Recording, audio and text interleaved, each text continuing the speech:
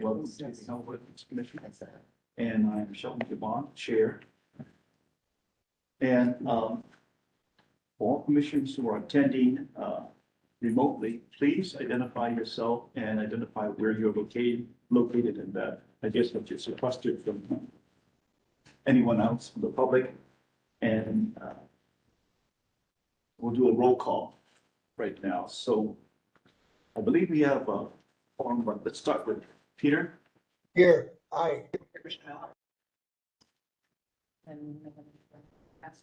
Yeah. Commissioner Adler, that's you present? I didn't hear you. He said, yeah. Oh, okay. And there's no one in your room? You're by yourself, Commissioner Adler? I am. Okay, thank you. Thank you. Vice Chair. David Monk, present. Kenneth Copenhagen, present. Linda Martell, present. Cynthia Lynch, present. And we've been notified that Commissioner Talia Weiss is on her way because we'll be belated to the track. But we do have quorum, so we're going to start right now. I will point out, however, that the first agenda item is of great interest to Commissioner Rice. Yeah, I know. We're going to have to wait for her. We're going to wait for her to come. That, we're not going to go through it, but until she comes there.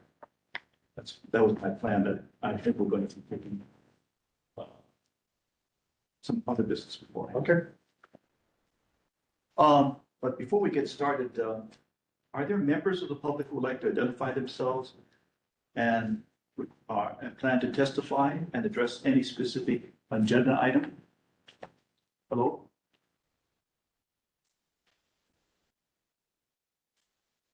They're here.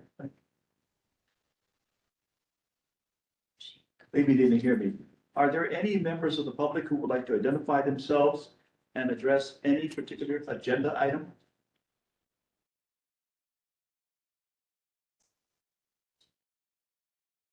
We ask for the phone numbers. Maybe you have to ask them individually. Let's see. You don't have to know. Yeah. But they- they're not required. They're not required to. They might testify. Yeah, they can just. We have humble.gov and I don't know. Verified. Okay. You need to know who's the unverified person on it. No. Okay, well, if there's no one who is intending to testify and have not identified themselves, then we'll go on to any new business. And first of all, let's take into account any announcements, introductions, or correspondence, or any distributions. Nothing. I would like to pass on the educational opportunities on, for Kogel. The portion of the agenda pertaining to new business, as I think, I believe Commissioner Rice has input into them. And possibly others. So why don't we wait until Commissioner Rice is next before we proceed to that agenda? Do you want to take a recess until then, or do? We can just. Or we can move on to the I second? think we can move on to the second thing. Okay. Interrupted, yeah. But I think the second. Or just move the other one to the end? Yeah, we'll do that. What I'm going to be doing is taking Vice Chair's advice and moving the Kogel annual conference discussion to the end. I'd like to go on to the next matter of on the agenda, which is the proposed the legislation pertaining to ordinance 2421 as it pertains to the newly proposed administrative rules. And I'd like to defer that to the director and members of the staff. Okay, good morning, everyone.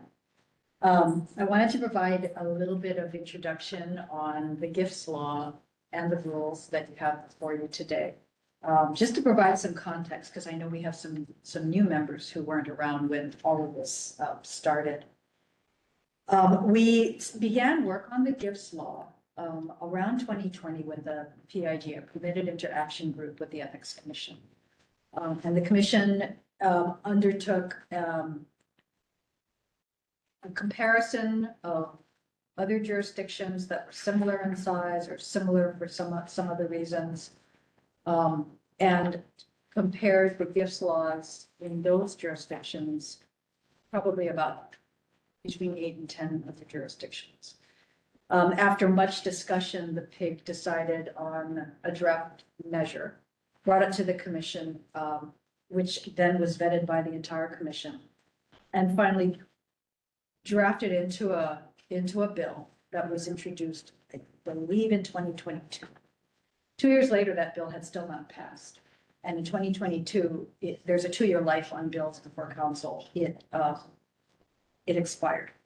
Council, however, had heard our plea to please pass this bill and moved a different measure forward in 2021, in 2022. In 2024, I'm sorry, and then with the intention of passing it hopefully before the end of the fiscal year.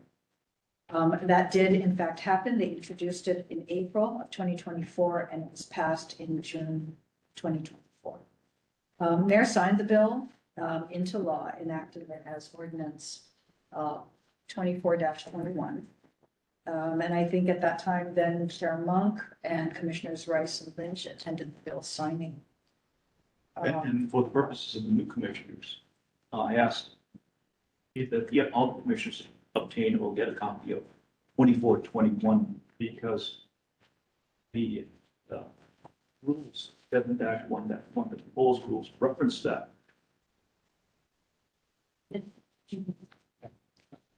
So, reference purposes, we do have a copy of that law that was referenced in the materials. It is ordinance 24-21. It began as Bill 23, 2024, and the measure that passed was the CD1. The version that you have in front of you is the actual bill. So you'll see that the bracketed language and stricken through is the language that was removed. The underscored language is the new language that was inserted. So you can see what existed and how it was changed with this new measure. Now, 1 year later, we have spent the last year drafting and finally presenting draft administrative rules that implement this law. The rules can't expand the law, they can only provide guidance or detail. And there were no prior guidelines, gift rules for the draft that you see.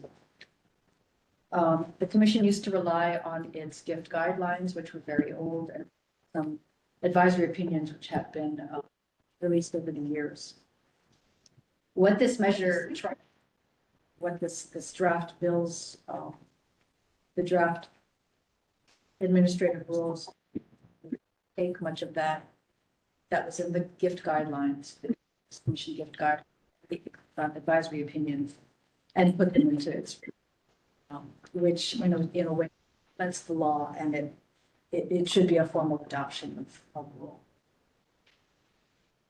After we finish this meeting and subsequent meetings that are needed to what the staff would be doing next, as a next step, would be to have a public hearing required by state law, chapter 91.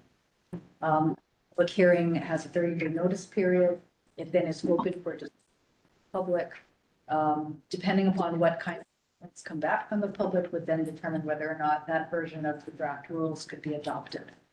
And then it would go through a formal adoption. If it meets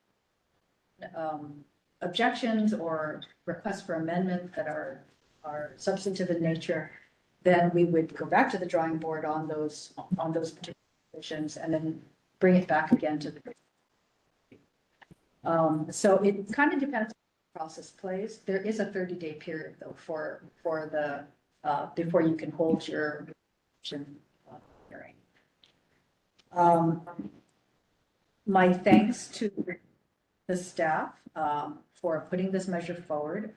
This has been kind of the baby for Lori Wong-Nowinski, our associate legal counsel. She has extreme years of experience with gifts and answering requests for advice, had presented the testimony before council and has also been instrumental in the drafting of these rules. So other things that I think we're presenting today, for your information, a copy of that, of the ordinance is at your tables for your reference. There are also copies for the public for their reference as well. The packet, the usual meeting materials packet has been posted to the website. There will be a PowerPoint presentation that tries to give you sort of a side-by-side comparison of what's presented and what are some fairly dense materials between justification memo and reference to state law, reference to federal law. We try as much as possible to, where we can, follow or at least stay very similar to state law or federal law. And that provides some symmetry between all of the different jurisdictions. So I'll turn it over to Lori at this point, and we're going to proceed. Excuse me, Thank you. before we get into substance, could I ask a question? Sure. Just about the hearing process. Yeah. The simplest question, I have two questions really. The simplest question is, would we anticipate that we would have to find a different venue for a hearing? If there's public interest sufficient to more than fill this room, for example, I don't know if it would be. Normally, we wouldn't. We would hold it in our regular meeting space. There is a notice requirement in the newspaper. I think it has to be a statewide newspaper, Star Advertiser or something that publishes to all islands. But we would typically use our same reading room. If we do have an overflow, I personally have not had that experience, but if we do have an overflow, I'm sure there's another way we could accommodate it. And my more serious question is, assuming that, sorry, that's my driveway security camera. But assuming that there are substantive suggestions from the public, what's the process for considering that? Do those go first to staff, and staff then vets those to see whether any of them actually are being submitted to the commission, and the commission then sees them after that? That's correct. So that's correct. And so this draft that you're seeing today is really kind of the first time that you're seeing this. We haven't solicited, this meeting is to solicit comments and other kinds of feedback on the rules. If we go to public hearing and if there are substantive requests for changes, then the staff, as you say, will go back to the drawing board and, try to see whether or not they merit inclusion or if language can be amended to accommodate some of the comments and then bring it back to the commission if they are very substantively different. And would we see also any public comments that are not accepted for consideration, just, I believe so, yes. I believe so. Thank you. Some of them could be in conflict with the law itself or Sure. other reasons for not considering them. I have a Go ahead. procedural question. Oh, my question was, and you were going to get a price of you had envisioned some time parameters for when you would like to get things done. Well, the public hearing itself has a 30-day notice provision. So every time we go to public hearing, there has to be a 30-day wait period. If it comes back to the commission, say at the December meeting, then again, we're going to go then out again, another 30-day waiting period. Hopefully, it wouldn't take more than that to actually adopt these rules. And then the adoption has to be approved, of course, by Corp Council, and then Correct. And then it, goes to the city council. the city clerk. So It doesn't go before council as a council measure. It is adopted. Yeah, the procedural question I have, when I've done this before as chair of one of the state commissions, Yes. we went to every island. But I guess now you can use Zoom. Yeah, yeah. Again, second thing is we had a court reporter taking down Trips. oral testimony, because how do you take down the oral statements, somebody who didn't submit anything? We would be doing minutes as we would normally have. We report everything. And it's, yes, And WebEx reports. We wouldn't have, with WebEx too, this is the city, so you wouldn't have to go to the neighbor islands as the state would. But with WebEx, I think that probably eliminates the need for the additional. The written testimony will be provided later after that. Obviously to us as commissioners. We can do that. we can do that. Anything that gets submitted to us can come to the commissioners for review. And then anything that's provided in oral testimony that we captured by, the WebEx recording, and can be shared with commissioners as well. Just by way of explanation, Commissioner Rice, that we are on the provisions pertaining to the second part of the agenda of 24, 29. And we have skipped the part pertaining to the COGO. So putting that into the end of the agenda. Thank you. I'm sorry, you were going to have a presentation, Yes, legal counsel. yes, I'm actually going to. Use this whiteboard. I just wanna, well, first of all, hi, good morning, everyone. My name is Lori. I'm the Associate Legal Counsel for the Commission. This is Mele, by the way. I just wanted to, before we go into the substance of the rules, I wanted to first kind of back up a little bit for those of you who are unfamiliar with administrative law and what it's for.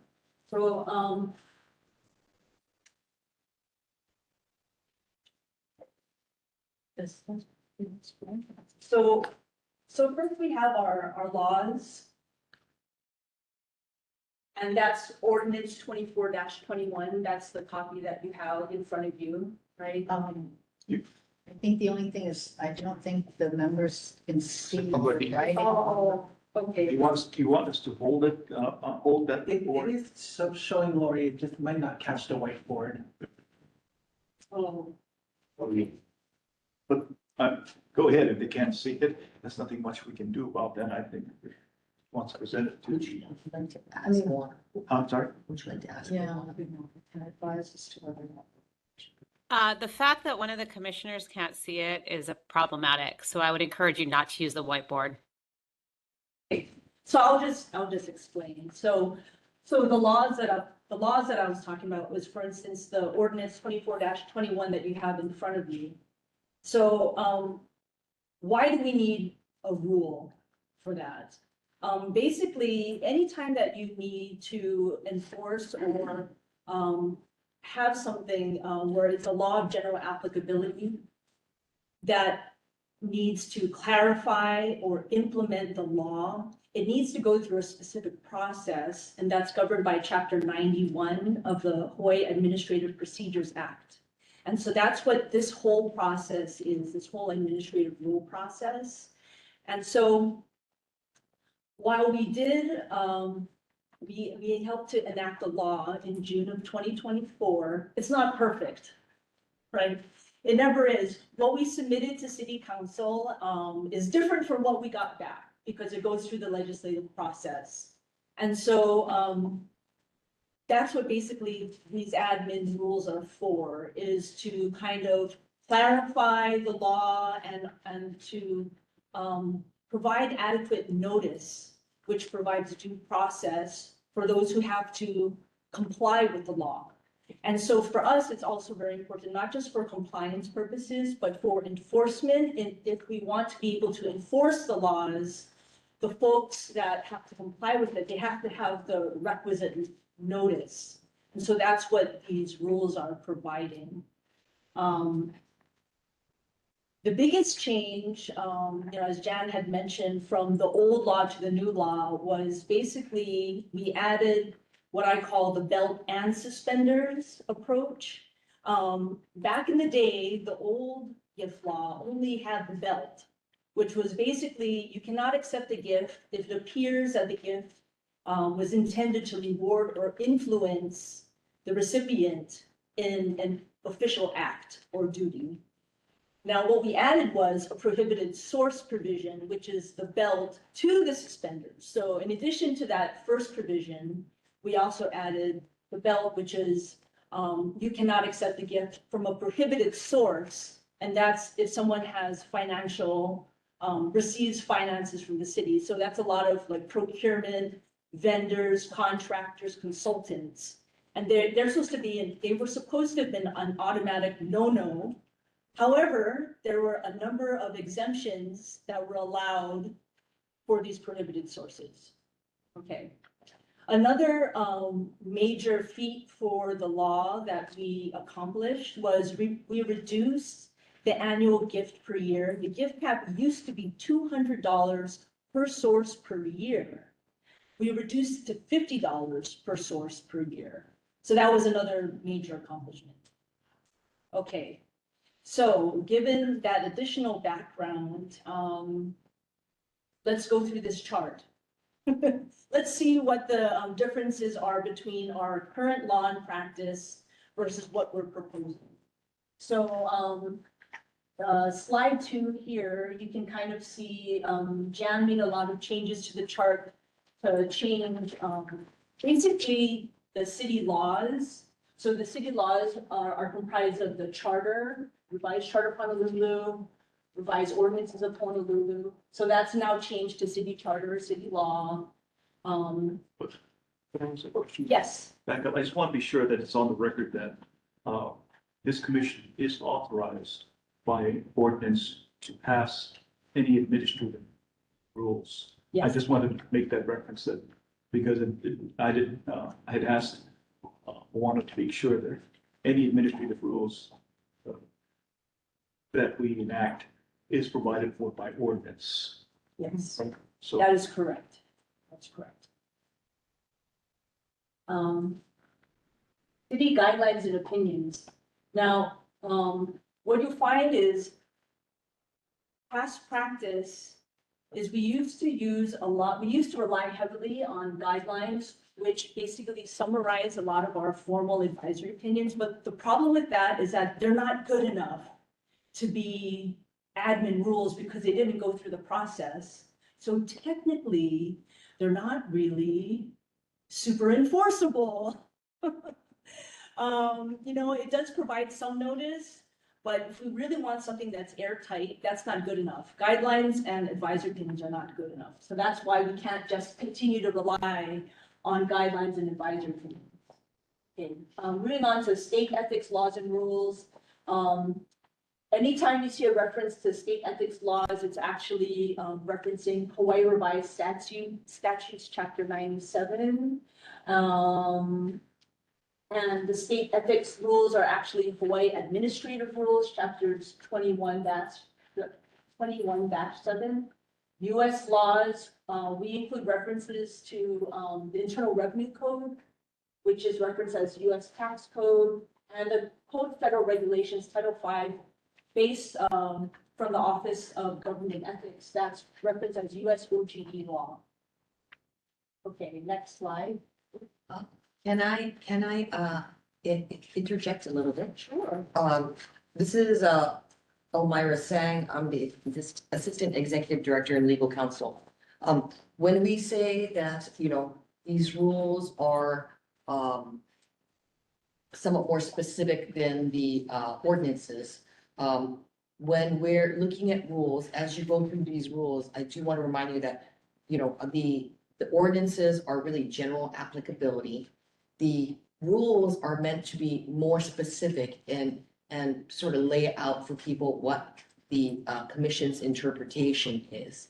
However, as you go through this, you don't want to make rules too specific, because when it gets too specific, that's actually adjudicating a case.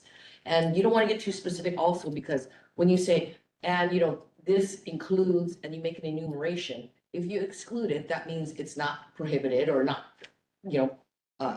included, and also if you start listing things too much, and you say and other, but there could be the argument to some degree that the other has to kind of relate to what was already enumerated. So the rules aren't meant to be very specific. It's not meant to be case specific.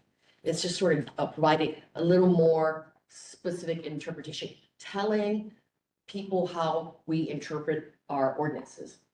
The other thing is when we say the guidelines aren't applicable unless they're in a rule, the guidelines aren't enforceable as an authority unless you put it in a rule. However, the legal basis and reasoning for the guidelines are nonetheless enforceable, which you know, the commission has used that same, you know, legal reasoning to uphold its advisory opinions. And of course, advisory opinions are, you know, the commission can rely on its prior, you know, interpretation in advisory opinions. But in terms of guidelines, the legal reasoning and the authorities therein are still enforceable. It's just that you can't say because the guideline says, you just have to, you know, list out your whole legal reasoning and argument again. Okay. Right, Okay, and just out of interest, I did the add-ons about this more likely to be prohibited. I wanted to find out the source and in terms of whether or not it came from the guidelines. And I think that's part of it. And I think in one of our advisory opinions, right, that's how this evolved. I'm sorry, which slide are you looking at? The add-on, the first one, gifts more likely to be prohibited. You're a page ahead of yourself. I'm sorry? You're a page ahead of yourself. Oh, I'm sorry. I'm sorry. I'm a page ahead of you. My bad. Should we just walk through each section or do you want to jump around? No, walk through each section. That's my fault. You go ahead. So, Okay. But, would you like me to address the question? I think, the guidelines actually is a sort of a easy summation of what the commission has ruled in its actual advisory opinions, its formal advisory opinions. So it's sort of like, you know, when you have the handouts, those guidelines, you know, it's kind of telling, it's like, makes it easier for the reader to say, hey, we've done these, so you don't have to read, you know, 400 advisory opinions and find it. We've made a kind of an easy guideline for you, so you know how to, you know, with our brochures, how to comply. So that's what our guidelines are. And the commission's looked at those previously. So now these sort of have been, they implemented the ordinances, which is the laws generally to do that, although there was some changes by the city council. But now the interpretation is being further, you know, specified in these rules. Go ahead, Lori. You were gonna. Okay, thank you. So next slide.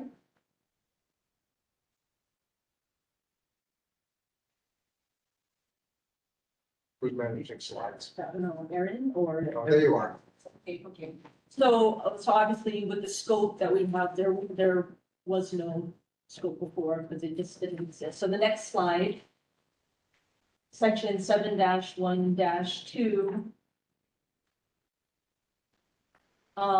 So in the definition section, we simply added these 3 additional definitions that were not currently in use.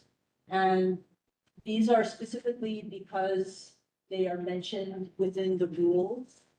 Now, does anyone have a question as to these definitions? Yes. Question. So there's what in healthcare is called a crosswalk. Basically, you're adopting the definition in another section of the law, right? So if that other section changes, does it automatically change this definition? It And- would. And then if it changes this definition, but the rest of the rule is in conflict, Mm, then what happens? Well, hopefully it wouldn't be in conflict. Well, because there are 2 different sets of rules, right? One that you're referring to incorporating, and then this set uses. If you change the definition in the other one, and, you know, the definitional section still refers to it, but that creates a conflict in the commission's rules, When, that's what we do. yeah, This is just a process that, you know, you're notified when. But what if there's a pending matter before us, will we interpret? That's- Yeah, so that is correct. If the So the underlying, way the way I've seen it done is to quote the exact rule that you're referring to as the text of this rule. So that rule stays in effect until you change it. These actually don't exist in any of the current laws, so they're these are additional definitions. So we did need to enumerate a little more, but the other ones, we did quote the. Well, you do crosswalk. Yeah. yeah, we did the Yeah. crosswalk definition, so, yeah. Looking at, there's a reference, so like these. So I'm saying that the other side of the crosswalk changes, Yeah, I we- understand what you're and saying. then suddenly you have a conflict with If, the rule. if you change the underlying authority, Yeah. is what you're saying, right? While The underlying the authority, the definition, definition that agency, for example. exists within 501 And suddenly- IRC. There's a matter pending where that doesn't work anymore. Yeah, right. Yeah. That would end up, we would have to use their amended definition. Yes. And if it were, say, removed from it, then that would, it might negate the adoption of that rule. Yeah, I bring it up Have to because the put- way I've seen it done is quote exactly the words, So what? and that stays in effect until the commission changes. Right, now, part of the That's methodology. all I'm saying. Yeah, understood. Part of the methodology behind drafting rules, we do rely on what's known as the Hawaii Administrating Rules Drafting Manual. Many of their best practices are to take provisions and refer to the provisions that have been already defined in other places for consistency across the board. What you're suggesting, though, could happen, right? That if the definition for charitable organization does in fact change in 501c3 IRC in the tax code, then it could alter the way the commission would have to utilize that definition within its own rules. Right. So there is a bit of a conflict there. We have gone with the best practices of providing that crosswalk, but what you say is true. If something were to change fundamentally, or if another provision that relies on an authority and the authority is deleted for some reason, then the authority disappears, and so will the rule. That provision of the rule that relies. And to assure you, Commissioner Fukunaga, and the rest of the commissioners, we have taken that into account. And so if you look at the definitions of the proposed rule at 7-1-2, almost all these definitions say, for example, it says agency, it doesn't define agency. It says agency has the same meaning as in section 1-19.1 revised ordinances of Honolulu. So it does exactly what you're saying. It counter references. So it'll change along with it, move right along. No new administrative rules revisions required. However, these three new definitions, what's going to happen is you apply the conflict of laws rules, basically this will be superseded, whether or not you have to apply the old existing language or it's going to be superseded by the new law. You have to do a due process analysis and see if they're entitled to, having the old language applied, Are these the only changes, like in the definitions I was looking at, this city purpose and city resources? Right, Are they cross-referenced? city purposes and city resources, those definitions were already previously used based on our guidelines. So it's not adding anything new. That's Yeah, already, there's no crosswalk. that's already, Yeah. that's already existing, so Defined yes. internally in the rules. Yeah, Right, so it's it's- just created yes.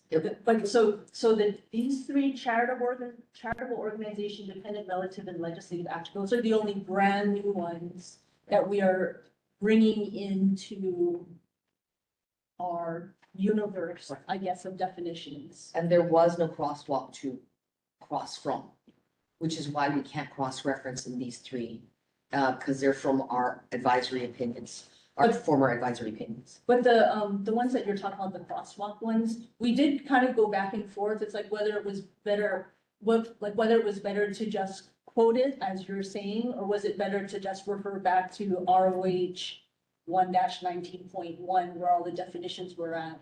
And I think we had conversations, Moana, did we? I forget, we had conversations because we kind of sent this draft back and forth. Thank you, Moana, by the way. Conversations with regard to what? With the definitions, whether it was better to quote it or better to cite from it. Right, site- I'm looking at my drafts right now, and I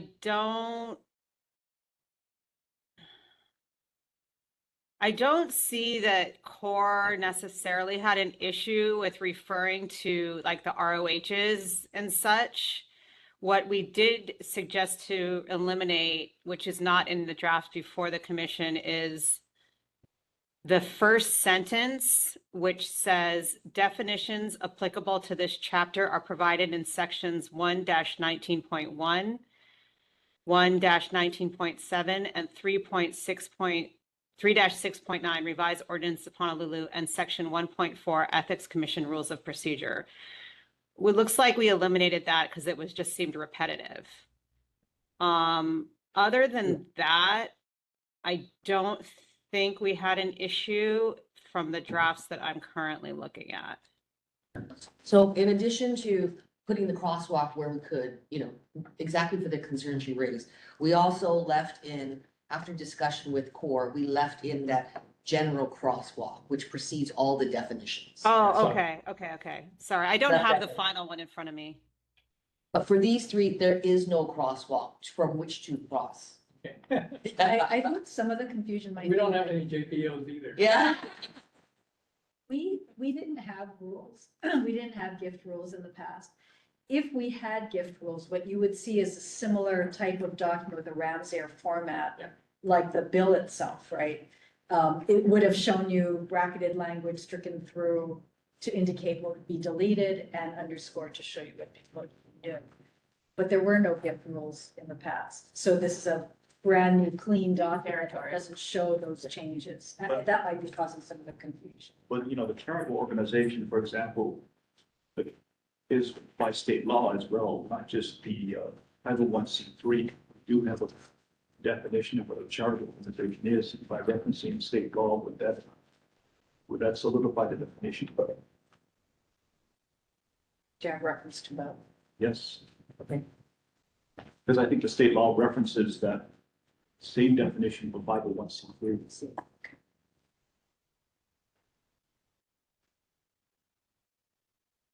Can I just comment that I think the whole crosswalk process where it cites ROH is extremely helpful because in any case, if the revised ordinances change, that would force a reconsideration of anything that is based on that. So rather than have to do new administrative rulemaking each time something else in a different chapter changes, we just automatically are following revised ordinances unless we see a reason why that's not appropriate, and then we can consider it. So it reduces the amount of static, I think. We have to, that's a great example of that to me is the $50 amount. The negligible amount definition is taken from ROH, right? I think, or it's a state law. Yeah, I know, it's a reference to our ROHs. Yes. Okay, so if that changes, if, for example, in the future, because inflation has reduced the value of $50 so much, the city council decides that in that other chapter, they're going to raise the amount to $100. We do nothing and we automatically raise our amount to $100. We don't have to go back and make a new rule that says, oh yeah, because of inflation, we also need to change our amount to $100. Right, so now it's just 100, whereas, So I'm not pointing that out. I'm just saying that there's a pending matter, which is $55, for example. Yeah. And then suddenly it's $100. We dismiss the matter. Could, I guess conceivably, yeah. That's ultimately the question of. Yeah. yeah, there's a, Because you have this crosswalk definition. right, well, there's a due process consideration, so. Well, and at if the it makes time- it harsher, then the applicant, for a decision by the commission would be stuck, right? Yes, well, the commission would have to apply the $50 at that point because, I mean, the commission would have to apply the more generous, to the, well, no? Well, we don't have to. We don't have to get there now. I'm just Yeah. saying that that's one of the dangers of using this kind of cross-reference crosswalk definition. And because we adjudicate matters, we may have this issue come up at some point where we're behind adjusting our regulations because the state or the feds go first. But nevertheless, the definition has changed, right, by the Congress. And if we have a pending adjudicatory matter before us, which definition do we use? That's the question I'm asking. And I don't think there's an answer, but the way I've seen it done is to actually put the definition word by word into this document, which is a lot of work, That's what we actually had in a couple of drafts. It wouldn't be hard to go back. So if you already considered that, I'm not asking you to go back. I'm just saying that this is an issue I think we have to be aware of. And because the feds change things all the time. Just look at X. Yeah, I wasn't gonna say that, but.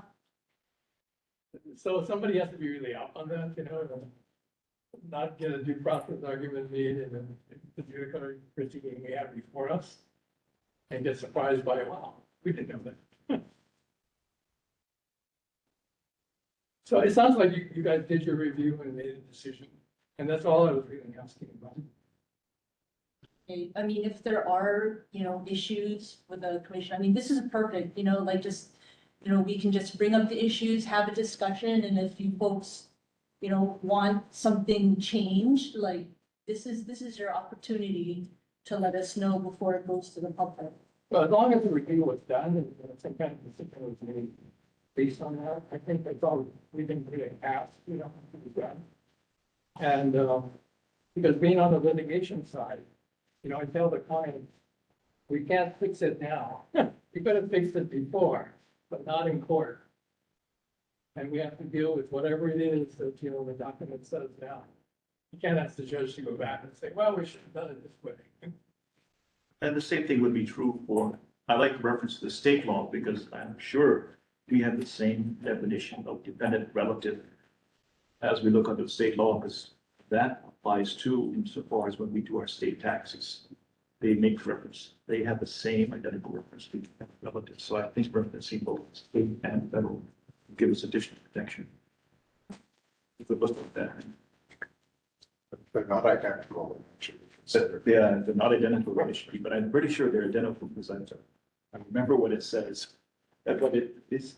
That's why it's one thing to make it and say, this comes from the federal code, but you have to look at the state code because the state code may define it slightly differently. That's what concerns me.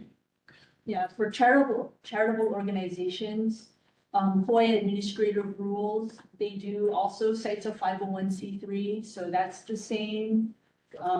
Dependent relative.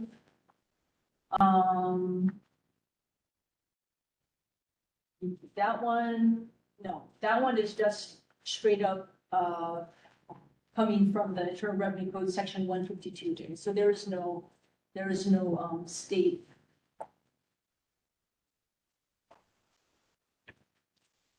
connection for that one. So in that respect, would you like us to reference both the federal and the state, or simply refer to the federal because the state refers to the federal? And so we might get a conflict if the state changes that. Should the state and the federal definitions differ? Since the state ones currently reference the federal. I don't think you want to have both. Because We don't reference the state, we only reference the federal one, but I'm just saying that it's the same. I believe it's the Yeah. same. Yeah. So I would Okay. like a reference to both only because this Oh, you do want- is a state. Okay. We are part of this state. Make it clear. Okay, so we want dependent relative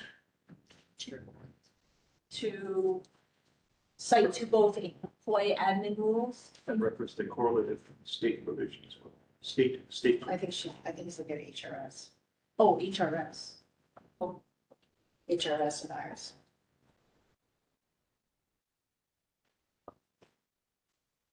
I don't think they go through as much. They just say C, IRS. That's what I remember. But reference that provision would be give them authority. It's the legislative action, I think, that I want to find out more about the definition. It's complete. Yeah, the legislative action, that came from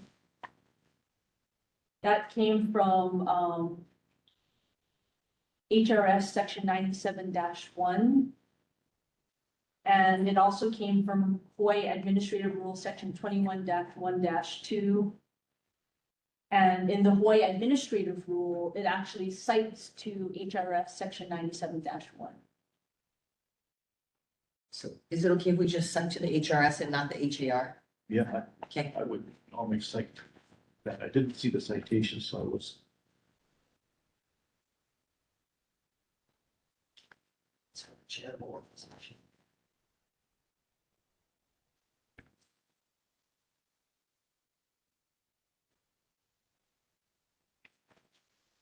And by the way, when I was speaking, when I was researching, I wanted to ensure that the term of the word gift excluded anything pertaining to campaign spending, which is a lawful campaign spending.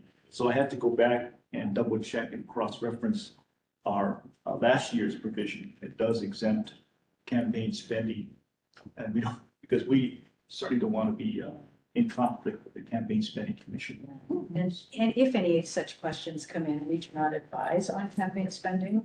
Any kind of contribution, we would send anybody over to the campaign spending commission. We don't advise on that.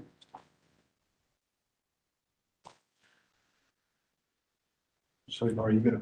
Okay, let's move on to our next slide. Slide 5. All right, here we go. We're on to section 7-1-3, prohibited gifts. And the only addition that we're adding with the rules is that gifts are more likely to be prohibited if they are cash, gift cards, complimentary admission to non-city purpose events or venues. And this actually came from State Ethics Hawaii Administrative Rules, section 21-7-2. However, in our current practice and our guidelines, we also usually provide informal advice that folks cannot accept any kind of gifts where it has like a monetary, monetary value, such as these cash and gift cards specifically. Now, this is one of a number of factors that are listed in 7-1-3. Just turn to that. So this one, the legislative action as suggested by Commissioner Fukunaga, holding the whole term legislative action, is it quoted in whole as to the HAR, state ethics rules, or is it a summary of it? Because if for any reason it changes, would you be quoting the section in the entirety? See, I don't know what Going back to, what was actually stated, but I assume that it was. going back to legislative.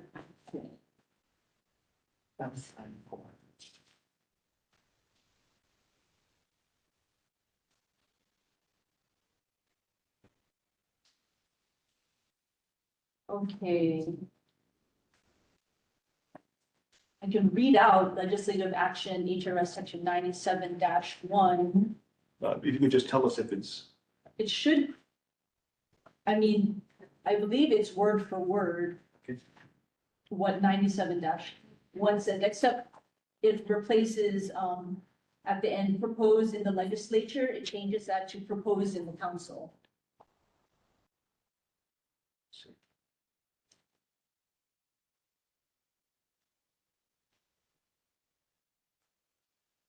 But other than that, the wording is the same.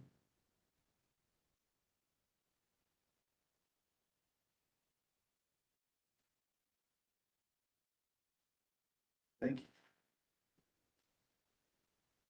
Anyone have any more comments on the 7-1-3? No? Okay, let's move on to 7-1-4. So that's slide 6.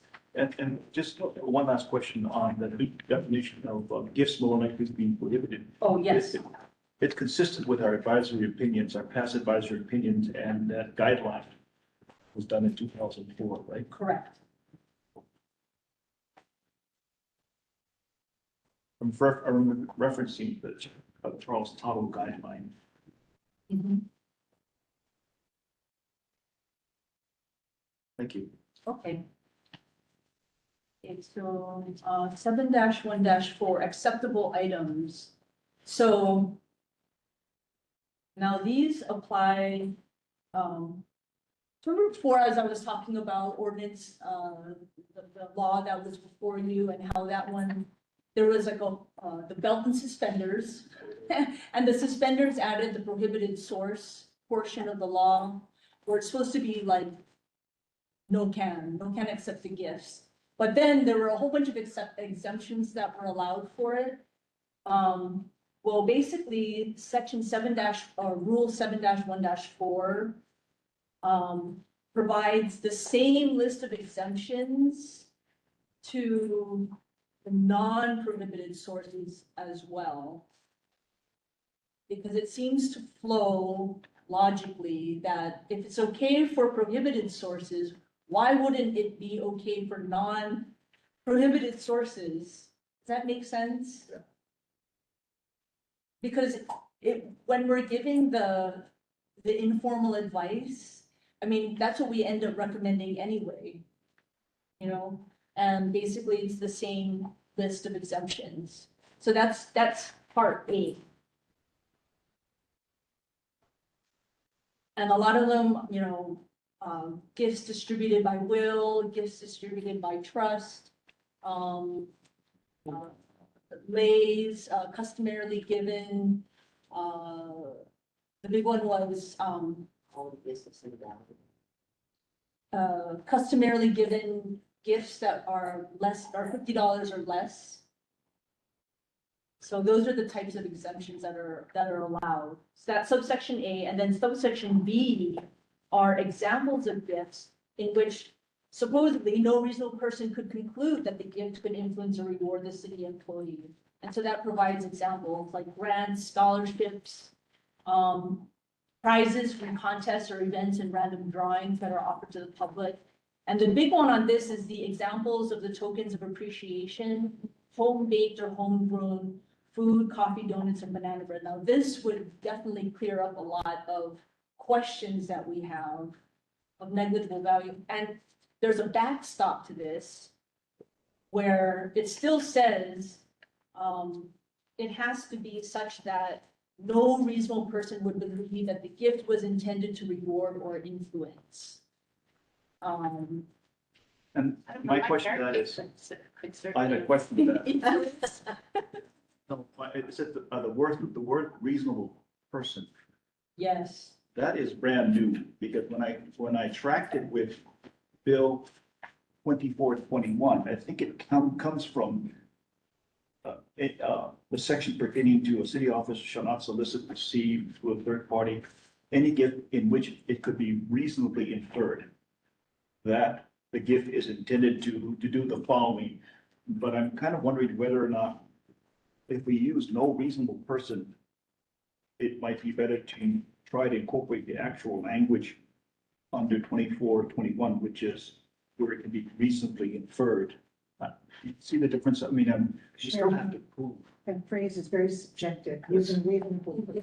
Yeah, I wanted it a little bit, That's reasonable. is in which it can be reasonably inferred that the gift is intended. And I wanted to make a reference to that because that's really where the source is. Now we've added no reasonable person.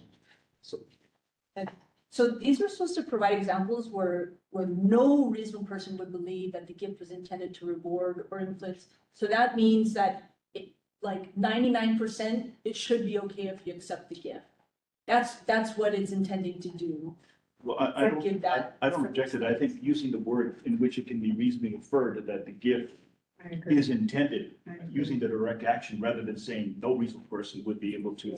So you're saying provide. Yeah, what's a reasonable person? Right, right. Saying Not be so, in the name. Mark? It cannot be reasonable. It cannot be. Yeah. Right, so It it's. cannot be reasonably inferred. Yeah. I would look at that because it's coming from our source, which is the ROH. That's the only thing I wanted to provide, rather than the use of no reasonable person. Mhm. So it should read gifts given under the circumstances in which it cannot be Reasonably reasonably inferred.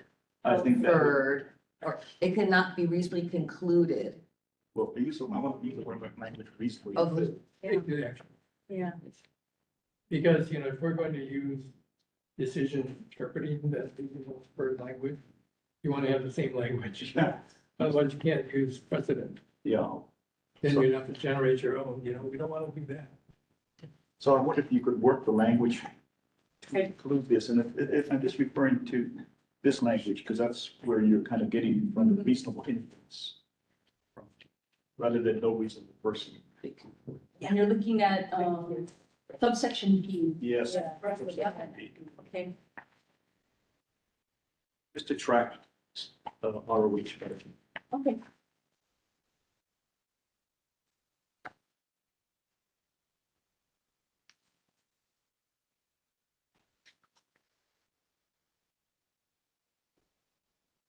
got a lot to go through, so I think, can we leave it to you to work on that? Yes, yes. Sounds good. Okay, Not even 1/3, the 10th, sorry. should we move on to the next slide? Are we good? Okay, so let's move on to section 7-1-5, valuation of gifts. Now, this is kind of a big ad, this particular section. So, Yeah, the big one is that, so in the past, we had only included the fair market value of something as the value of the gift. And normally, like, that's not really a problem until it comes to charitable fundraising dinners. And so we used to say like, but let's say the cost of a ticket to go to a fundraising dinner is like $500 or something. But the actual cost of the food that you're eating is like $50. We used to say that the value of the gift is only $50. We didn't say that it was 500.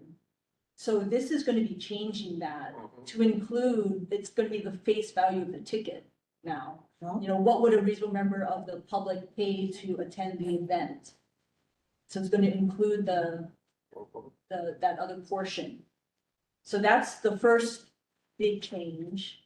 And that came about because that was also present for state ethics. Like that's how they value their gifts under Hawaii Administrative Rules, section 21-7-6. So that's the first one. The second big change here is the creation of a rebuttable presumption that the cost of a shared meal is going to be divided equally among the seats at the table. And this came up because there was a prior case many, many years ago in which there was an argument. Well, basically, a lobbyist had taken out a number of people out to dinner. And, people order different things. Some people order salad and water. Some people order steak and wine. And when it came down to it, they didn't want to have to, share like what did they actually eat?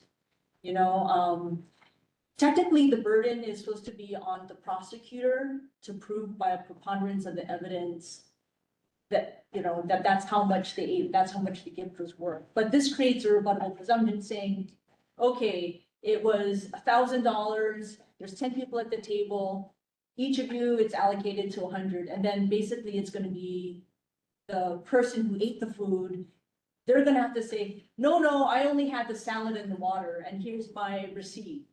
And here's the menu, and that's all I ate. Separate checks. Yeah.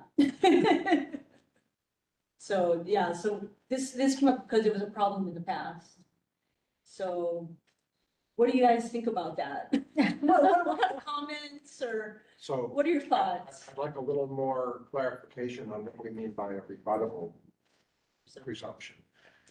So that means that evidence can be presented that it was not in fact equally shared among the members of the table. Correct. That Correct. there are receipts that show that you, Joe, city council member, actually ordered 30-year-old scotch and the most expensive steak on the menu while everybody else at the table was eating salad and drinking water. And we can show that. Correct. That overcomes the even division. Exactly. Okay, thank you. Or they can show it because they only had a salad and not the scotch that was on the table. And they have, maybe they have It works both dietary ways. restrictions or, they're vegetarian or something. Yeah. So it's either, it can work as both a defense and as a prosecutorial discretion. Yeah. Thank you. And the value of a gift is fair market value, including the tax deductible portion that was taken from the state ethics rules. That's quoted as from the state ethics rule, right? Yes. The only reason why is that I noticed that that was part of our policy in 2004 that we enforced, that says the value of food and drink is determined by the charity to be the amount of the donation that is not tax deductible. Yeah, it's still. Change. That's That's the new change.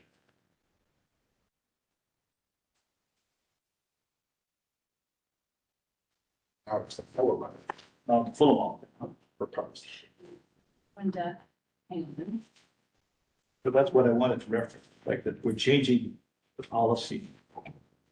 Yes. Our previous policy was that the value of the food and drink is determined by the charity to be the amount of the donation that is not tax deductible. That's what we've been enforcing. Now we're going to say that it isn't, we're going to include the tax deductible portion.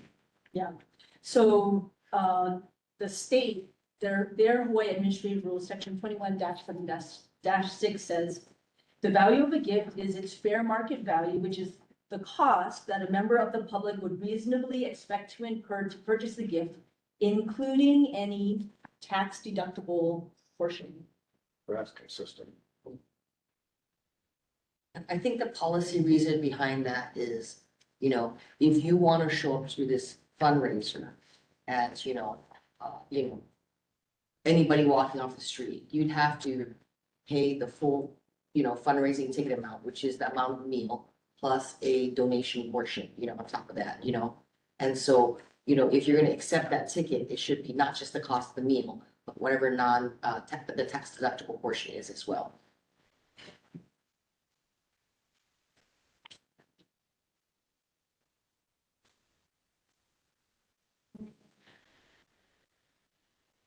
Does anybody have any further questions? Before we move on, Peter, any further questions? Commissioner Adler? Okay. Okay, let's move on to the next slide, section 7-1-6, indirect gifts. This is another biggie. Where we, it's a big one.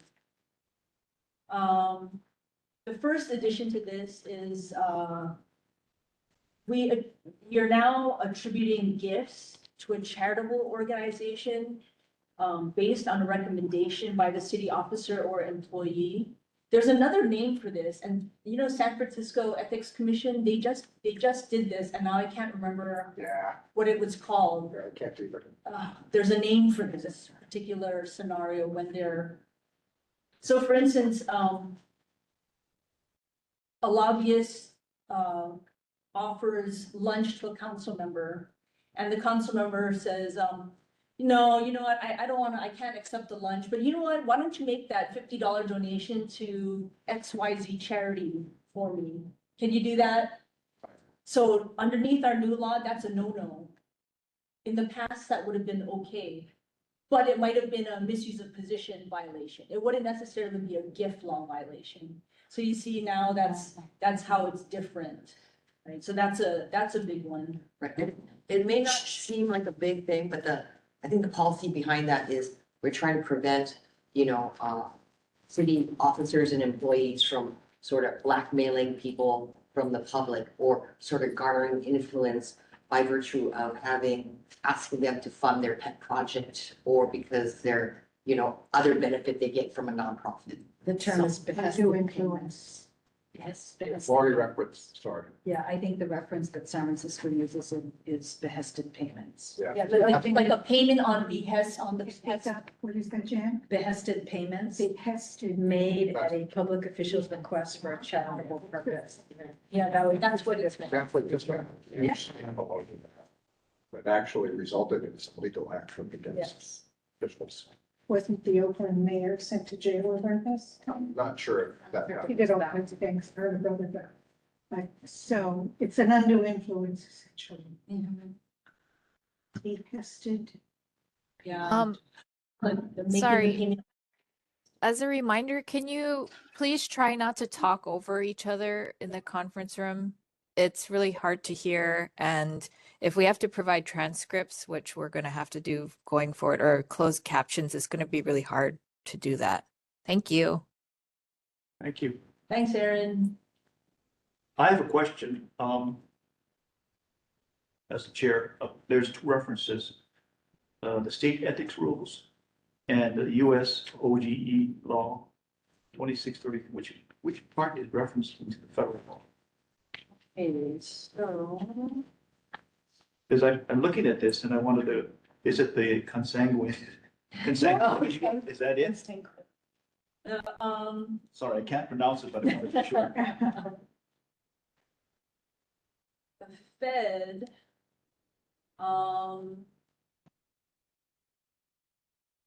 the federal citation is the behested payment one, the one we're talking about, the charitable organization.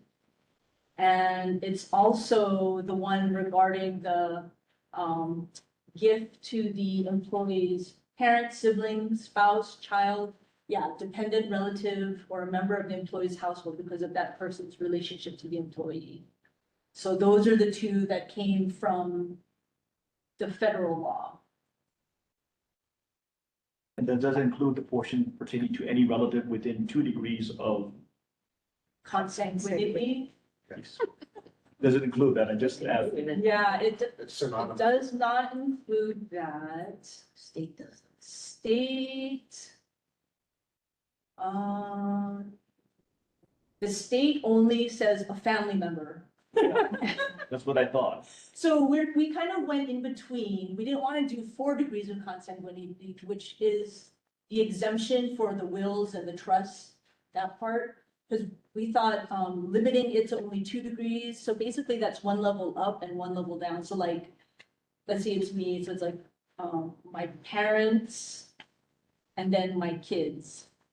Or it would be Let me don't. parents and Parents, grandparents. children and grandchildren.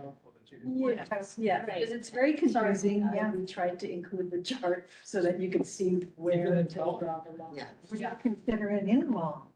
that is Is that a family? That's- a spouse's Or a parents. cousin or an aunt or an uncle, then that's family, but to what degree? That's what the chart says. Yeah. Yeah, and that's why it says spouses, children, or parents. Yeah. Yeah. Or children's spouses. I think we did add a little bit, I mean, well, we deleted a little bit, we reduced it to 2 degrees of consanguinity because this is Hawaii. You know, someone came, a former coworker, a former worker, employee in the ethics commission came to visit and pick up, visit the office to pick up something from a current employee. And when they came in the office, they realized that another coworker was actually their relatives. It's Hawaii, everyone's related, you know, so we had to limit it because, you know, otherwise, you know, you could, you know, anytime, you know, I mean, you didn't want the presumption to go too far, you know, so we tried to limit it that way, but we also tried to take into consideration that you didn't want these, you know, gifts to be, oh, you know, instead of my daughter, why don't you give it to my daughter's boyfriend? So we changed to household member too, because a lot of people live together in Hawaii and they're really kind of family, you know, and you can kind of try to funnel money that way if you really wanted to, you know, so it's sort of, you know, kind of worked in that, those are some of our considerations. So to, again, this is the chair, understand the cross references. The 2 degrees, that portion, is that referenced in, that's not referenced to the state ethics rules. They don't have that, right? Correct. Is it referenced in the US federal statute, or is this just something brand new? That's something brand new. Given the considerations we just talked about. Yeah, the federal law, they just lay it out. I mean, they just kind of do a laundry list. They don't reference the table of consanguinity. Where did we get the table? We got it from the wording of the exemptions for wills and trusts, the wills and trust exemptions for gifts, because that one talks about 4th degree of consanguinity. So then we just took it from there but cut it down from 4th to 2nd degree. Wow. And I think this kind of tracks, you know, some Hawaii law, which says, for example, like, insurance, you know, who's your household member, you know, Hanai, you know, are Hanai children, your family for certain purposes in Hawaii. And so, you know, with this presumption, you know, with exception 4 degrees of consanguinity, because you could very well have an uncle that gives you, something in their will, right? And the presumption, we still want to prevent that from a policy perspective, but, we didn't want it to go too far, so we shrunk it down a little bit. And of course, the commission can decide, oh, we want it to also be 4 degrees of consanguinity, or get rid of that altogether. But this is just a suggestion, and this is kind of what the considerations were when we put this on paper. Or 3, it Or doesn't have to be 2 or 4. Right. It could be 3. I find personally myself, the reference to this, by extrapolating a provision coming from another source and not having the background grounded from state ethics rules by saying, look, it's in the state ethics rule or it's in the federal law. This is something brand new that you're going to have to look at. Off the record, I can see, not off the record, I can see there potentially being conflict by our city council, who says that are we legislating as a body this particular portion of it. I mean, frankly, I think it's laudable, but yet on the other hand, I'm careful of our role as the ethics commission by defining something that is not derived from anything previous thereto. It doesn't come from any language. It doesn't come from any state law in the past. It doesn't come from any ethics provision across the country. We have no cross-reference. I can see members of the public saying, well, how did you get it? Well, we thought it'd be based upon fairness. And we thought 2, 3, we settled on 2 because we wanted, and we didn't want it to go that far. I can see the criticisms.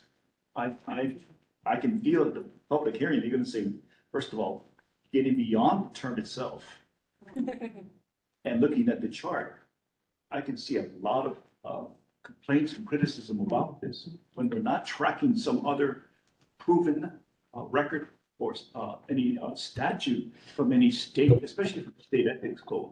So where did this come from? Why? Oh, The rationale behind it. It's brand new. They explained it. They want us to put together a table from the gift chart, the interbibles, the federal statute in terms of what they're defining as gifting and interbible gifts, and they extrapolated that to fit the circumstances of when giving something beyond a relative who is Blood. 4th degree, Yeah. 3rd degree, or Yeah. whatever, where it could be prohibited. Or perceived as a conflict. presumption. Yeah, and I'm looking at this and I'm with a lot of askance to the point that I don't believe that we should be venturing into unproven territory. Okay. That's what my concern is. Has this happened? Commissioner Anderson had Yes. Yeah. Clerk, I'm sorry, and Commissioner Fukunaga will go next. Yeah. No, I'm just worried that no reasonable person out there is gonna know what consanguinity is. I just don't, I think it's one of these terms that's gonna be puzzling and baffling to people, so I don't know that the term itself is helping us. We may need to find another way to say it. Well, we could follow the.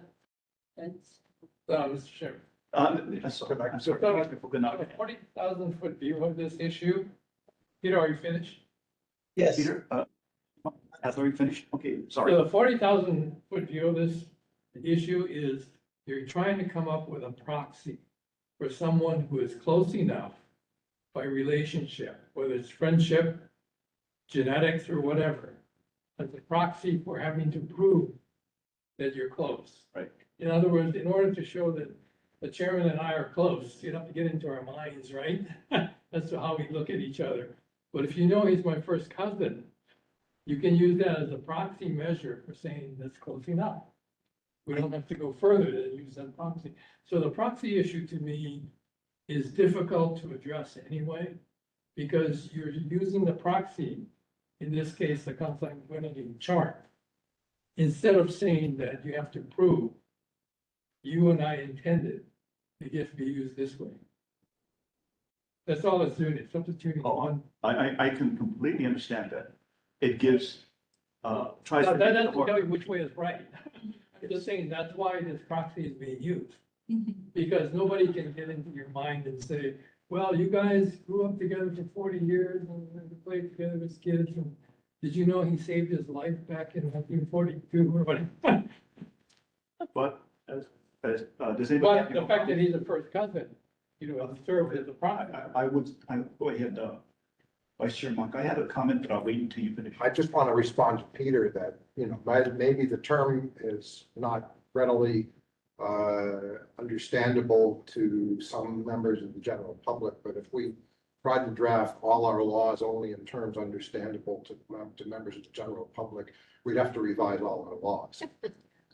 And I think that the term as a legal term has established meaning, and it can be interpreted by our own advisory opinions or brochures that we put out specifically for the purpose of making the laws understandable. I don't think we have to avoid the term in order to make things available to everybody who needs to know them. I think laws have to provide some sort of notice, whether it is a notice to someone, a reasonable person, or to members of the public, without having to go get an attorney. Getting the degree of the relatives, to me, requires that type of burden on you, because as a member of the public, I wouldn't have any idea who is 2 degrees from me. And I don't object to changing the term if there's a way to change it that still has the same legal effect. Well, Relative. I'm trying to find out what has been done by the state ethics rules so that we can draft it more and say we have solid ground to go upon, rather than saying, here's a new chart, by the way, look at where your relatives are. And explain that to members of the public, and the public is going to look at this sideways and forward, and they may not get it. I wouldn't get it. And I passed a CPA exam, and I still don't get it. So I have my problems with this as members of the public, giving them due notice as far as what is prohibited and what's not. I don't think you can go through any public hearing and try to explain what 2 degrees, 3 degrees, 4 degrees is, and I think we're going to have an uproar, because there's no basis for it in any of the provisions of law. That's what I'm saying. I'd like to stick with what has been proven. So, as an option, what the commission could do is, so first of all, for, on the state side, their admin rules, it just says family. Just says family, and that's it. For federal though, they say, and I can just read this out. They say, employees, parent, sibling, spouse, child, dependent relative, or member of the employee's household because of that person's relationship to the employee. So it's less than the 2 degrees of consanguinity, because it doesn't include like grandparents and all of that stuff. Yes. But we, if the commission wants, we could just use the federal language instead. It's proven, it's There. citable, Clear. It's clear. Any relative. Or you could change your own laundry list that's already here and add or subtract however is appropriate to, without citing the degrees of consanguinity. Right, we could do that too. What is the commission comfortable with? Yeah, so I think, when I talk about precedent before, so the federal definition would have case law precedent and interpretation we can use as guidance, because I'm sure it's been tested in court. If we come up with a distinct different definition, there'll be no guidance. Yeah. Unless we provide it in a case litigated in circuit court or Supreme Court. But to me, if you already have a definition that's been there for years, and there's case law interpreting what it means, you don't have to get into that issue. What's the meaning of this term? I kind of concur. Anybody else? I concur with using something that is proven and something that we can go back to and say has been litigated. Because if we don't have that, then where are we getting it? Yeah, we're gonna litigate it. I think it's fair. Should we just use the word relative? Well, let's. I'd like Mr. the Weiss. clarity of that statement. Plus, if you needed to modify that in some way to include the 2 degrees, then again, you would just specify what that relationship would be, of what you're calling the 2 degrees. But it's very clear, it's very simple. I think it covers everybody's rights. it's been proven and I would say if there's a strong opinion that we have to have something like this on the books, I would go for that as opposed to the more People relation. uncommon language for people. In our transparency, we don't want to make it hard on the public.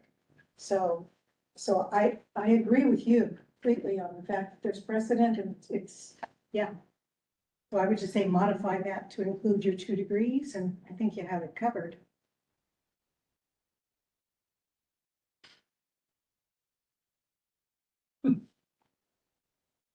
Yeah, So I would just stick to what the Fed said. yeah. Stick to the fence. The fence is more. Yeah, because if we're asked where we got that from, we say, We would talk say to the Fed. Okay, so we'll. go And with you know that, fence Language. It's a lot more strict than what our state ethics It is. rules states. And so we're going to be facing already a battle with that. That's true. And so why not? When we go into these degrees, we're faced with uncharted territory. So I kind of wanted a basis, if you're going to rely on, either take the state ethics rules because that is a proven source, or take the federal law if you believe that that is provable and you feel sufficient that it is defensible, especially to us. We're going to be adjudicators and we need something defensible. Okay, so I think I'm hearing a consensus of the federal law in the list. As long as you have the understanding that when you provide the research, it is defensible.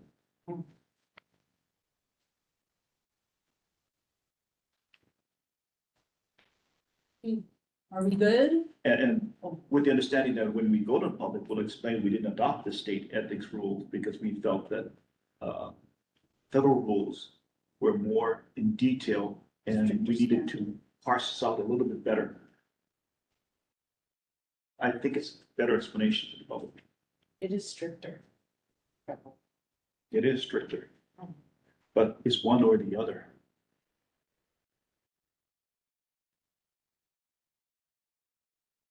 Okay, should we move on to the next slide? Mm-hmm. Guess what? It's the final one. It's the last one. Yay. So rule, section 7-1-7, fair treatment. So for this one, there's an addition of just examples of what a misuse of position is. A lot of it has to do with private employment, contracts for services, preparing personal commercial sales orders, invoices, anything dealing with private business. Another exemption that was added was for city facilities available for rent, purchase, or use by organizations on an equal basis. And finally, an exemption for voluntary solicitations to city agency employees in times of extraordinary financial need approved by an agency director. So all of these were already pretty much in our guidelines on the use of city resources, which are based on our formal advisory opinions, but we just never had a rule anywhere on it that was more specific. And quick question, are we taking this in whole from the state ethics 21, 7-10? I wanted to see if there are any changes. Is it word for word or is it any different? Change something? And I want to know if you did, what is the change in the basis for it?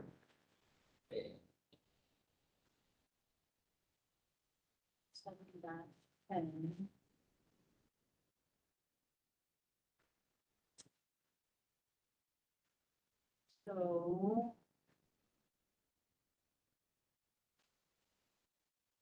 The entire section on the private employment, that's pretty much word for word from HAR 21-7-10. That comes from 21-7-10 subsection 2. Okay. And then the exemption for city facilities. Yeah. Let's see.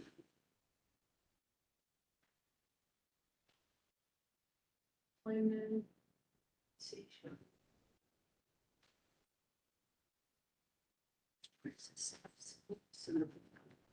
Okay.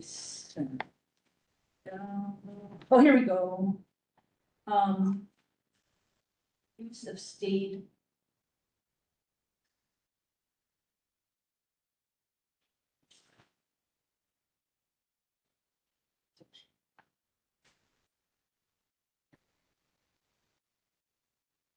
Oh, I'm sorry. Okay, that one is 21-7-10, subsection 4, subsection I. It's not a paraphrase. We're taking it directly. Pretty much, well, the language from 21-7-10, it says, except where the state has made a state facility or resource available for rent, purchase, or use by private organizations or individuals or generally, on generally equal terms, and such use serves a state purpose. So I think we just flipped out state and we included city instead. So we're tracking the language. We just took out the word state and then Yeah. replaced the word with city. Yes. Lori, could you read back the section that says, a state facility or resource available for rent, purchase, or use by, Private organizations. then we have to include private organization. Yeah. Private is not here. Oh, Private's not there. oh, We should include that. Okay.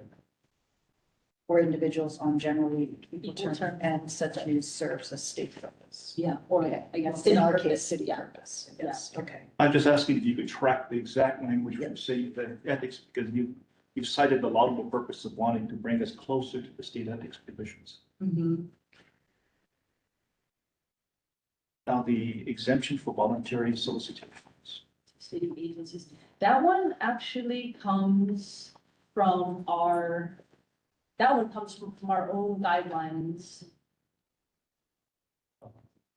You mean the one in 2004? Wait, this has come, actually, it's the use of city resources. So.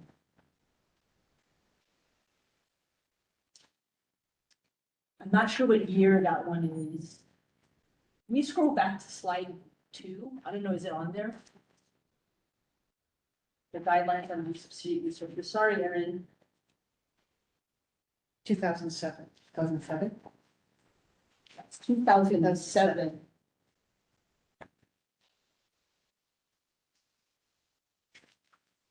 So, that situation comes up, we have some fallen, first responders, police officers, sometimes it's very tragic, what they go through, and, other folks, we've had situations where other colleagues in the department have wanted to start like a GoFundMe or something for the person's, the employee's family. And so they ask, hey, is it okay if we do this? And so we have to make sure that it goes to the department director, that they're okay with it, and that they're only soliciting, and of course, it's all voluntary. If they want to donate to help support the family during the tragedy. So that's kind of like an example of where it comes up. Yeah, my only problem with that one is that, again, I was tracking that language from 2004. I did not see that. I'm wondering whether or not Oh. we're creating, the 2004 memo, that's where you're getting it from, right? Oh, actually, it's the 2000, this is a different guideline. Oh. It's let me get it online. It's a 2007 use of city resource.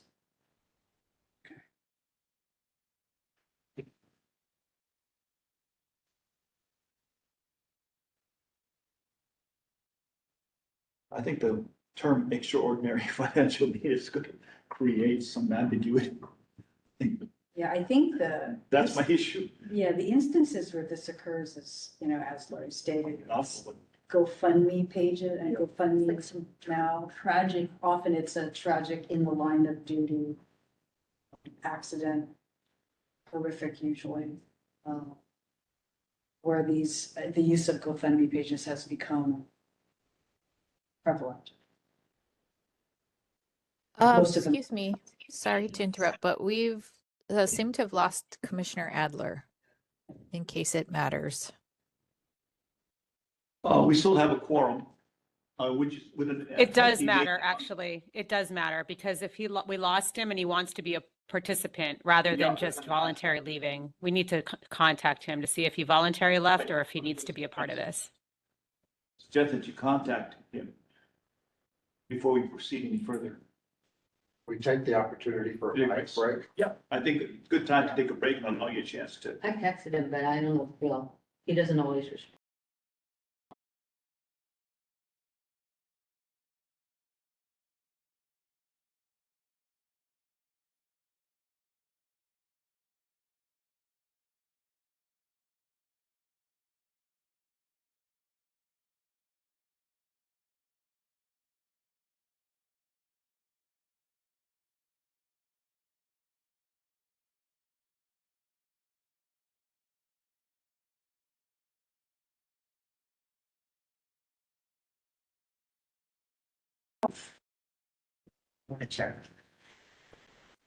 Is everybody back on the record except for Commissioner Adler? I've been informed by Commissioner Adler that he is taken away on another matter and that he instructed us to proceed. Chair, Yes. if I could, I misspoke. And actually, the language that you were looking at about the extraordinary financial needs, Yes. it actually is on the gift guidelines, the 2004 gift guidelines. It's on page 8, paragraph 7. And it states, in times of extraordinary financial needs such as deaths in the family or significant damages to homes. I feel more comforted by some of that. Yeah, tracks Because the if language. it didn't track it, then I would feel, well, we may be setting the precedent in an area that we just don't want to traverse into, but I think that we've had it in the 2004, so all we're doing is making it into the regulation, to the rule at this point in time, because we follow this policy, yes? Yes.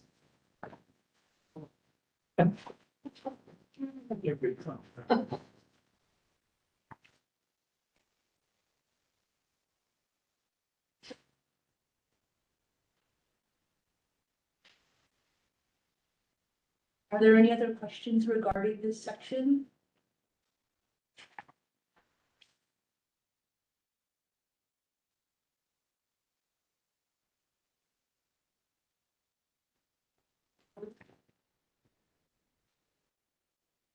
Perhaps at this point, if the chair would want to entertain a motion to approve the draft proposed rules with amendments based on our discussion today and proceed to public hearing,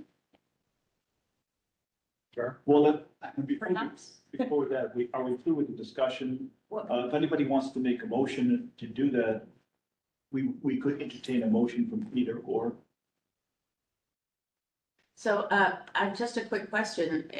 If we've made a number of suggestions or comments here and things are going to have to be edited and refined, so are we making a motion to just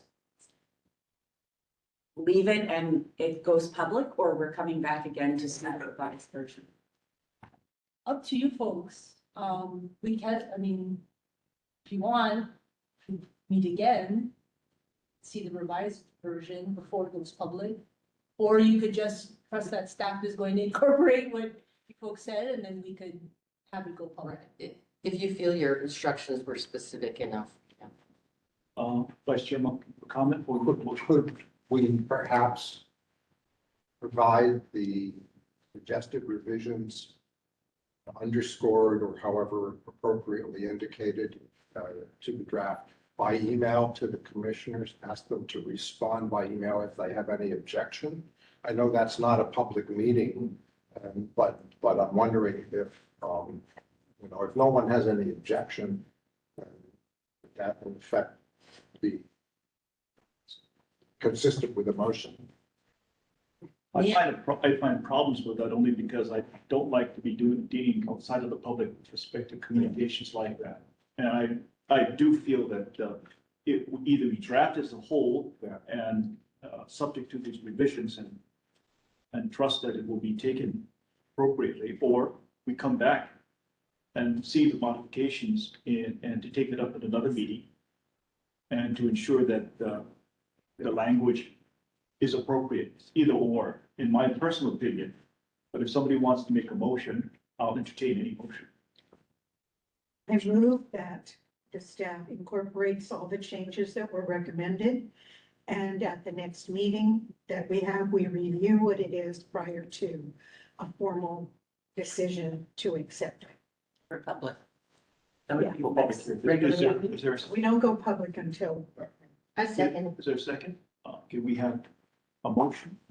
oh, that was my motion. Yeah, and we have a motion, we have a second, and the motion specifically to have the sections redone pursuant to discussions, and that the revised provisions be brought up for approval at the next meeting, whenever that occurs. I think it's next month, October 15th. October 15th. Yeah. So we'll have time to do it. Yeah.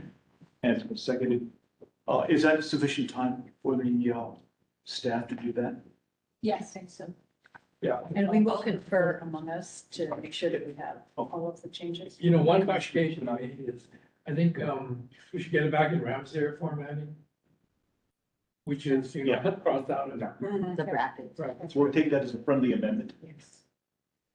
That makes good sense. And is it out? You don't need, Vice Chairman will second that. Sure. Friendly amendment. I don't need to repeat the motion and the friendly amendment, but it's all understood. Would you like to, could I have a vote? Yes. Great. Yes. Raise your hand. I don't think we need to take a public vote. I think, do we have to take a vote and I notify the commissioners? If no one's Okay. objecting, then that's fine. Yeah. I think no one's objecting. Thank you. Are there any other instructions that the staff may need or to complete this? I don't think so, so thank you all. I want to say it's a job well done. Thank you. Yeah. Job well done. I really appreciate this, and I very much appreciate, and we really appreciated the PowerPoint. I mean, that really helped us roll it down to what we need to look at. Thank you. Very helpful. Also like to acknowledge Kirsten Alyagi, our training specialist who put the PowerPoint together at the last minute too. So thank you, Kirsten. Thank you, everyone. And thank you all commissioners for your input. Very much appreciate that. Okay.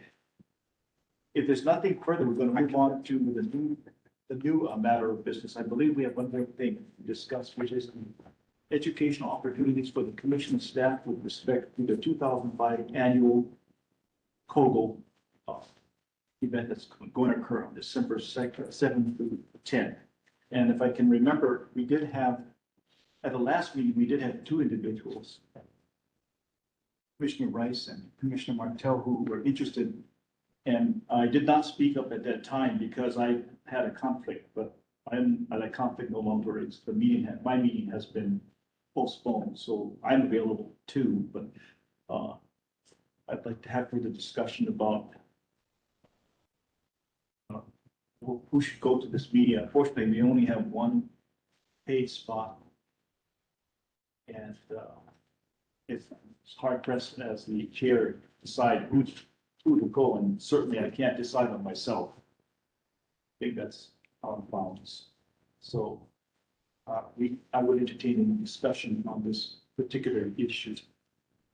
Who can and who should go, and if whether or not I think the commissioners who expressed interest are still available. Yes. Yes. And so we have three possible candidates, but yet on the other hand, I'd like further discussion is who we would recommend. I, for one, as a chair, don't feel comfortable recommending myself, only because as a chair, I feel I shouldn't be involved in deciding something of that nature. So frankly speaking, I'm going to leave it to the rest of the commissioners to discuss and decide amongst themselves. But I will vote for whatever the commission decides it wants to do. Now, Commissioner Rice did have some comments that she wanted to add to this before we go on. I was just going to say, if you're going to recuse yourself from voting, then all of us who want to go would recuse ourselves from going too. I think that's the logic here. Yeah, I know. So, I so understand. I think that, one point that I would like to make for future consideration is that we have a process, a criteria and a process for how staff and commissioners are identified to go to COGO. Because we, in my knowledge, in the past, the commissioners did not make those decisions. And I think that it would be best for us to be more involved in the process of who's going to go. In other words, if staff is going to go, how many staff goes? 3, Jen? We recently had some input from managing director's office, and this is citywide travel. They have recommended or requested that 2 from an office go, only 2.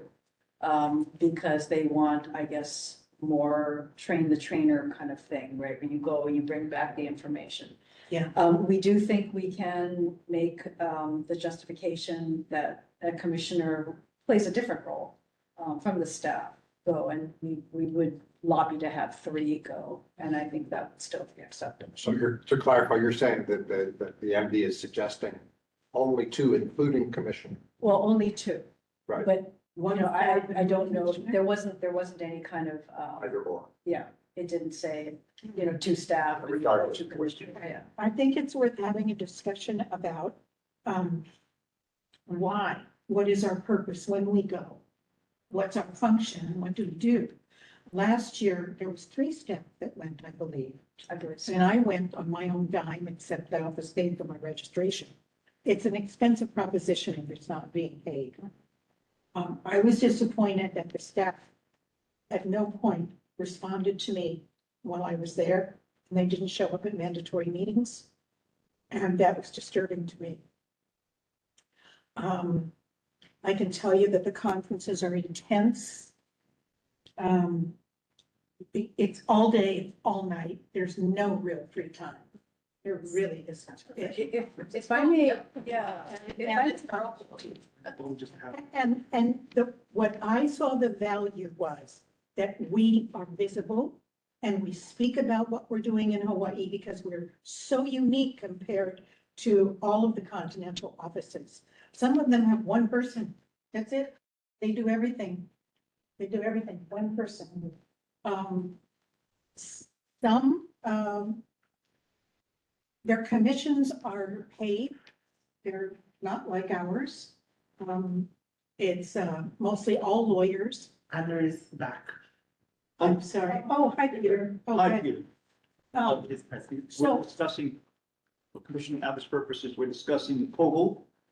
And we had discussed that there are 3 people available to go to COGO, which are Commissioner Martell, Commissioner Rice, and myself, due to a free up of the schedule. But we're discussing the process and what should be done and who should attend.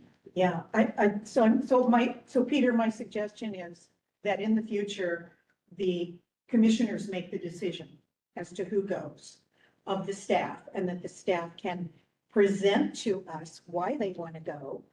And the ED can present why she thinks that they should go, so that we're getting feedback, because there's a role to play and it's a lot of work. The travel part of it and being there on the ground it's a lot of work. They keep you busy. They keep you busy. Participating was a real delight, I must say. It was so edifying for me. I learned so much. And it's a very enriching experience for sure, very much. But I just think we need to be sure that who goes, what they do, what's their job, how do they represent the commission, when do they speak, how can they get on a panel, how can they get in a breakout session. And that's something that I don't know that we've ever played that role. They have breakout sessions all day long, probably 6 of them, I believe, or 8. And it would be nice to be able to have us represented on a panel at some point. Yes. And that has to be done way ahead of time as they're planning the conferences. So that's not something you do at the last minute, that's for sure. So more involvement with the COGO organizers would be helpful. And again, that's where the commissioners could be doing outreach during the year to form these relationships and not, burden the staff with having to do that or the ED having to do that. There's a lot, you got a lot to do, and this is an additional thing that we could easily take on, very much so. So I just wanted to say that for whichever one of us goes, I mean, and if you want to go on your own dime, you can, it's quite expensive, I must say. But you would want to represent Hawaii and the commission. And fortunately, Jan was able to share with me some cases that I was able to talk about without a lot of detail in sharing. And I was called on often because I think once they know you're willing to participate, they rely on you. The panelists know, oh, they're willing to talk, they're willing to talk. And so they'll get you involved almost every time you're there. So. Did you have something to say? I did. I wanted to speak on behalf of the staff members who went last year. They did attend the full day of conference. There were multiple, typically these conferences have multiple tracks. And so the staff did attend all of those tracks, selecting the ones that would have been the most appropriate for their areas.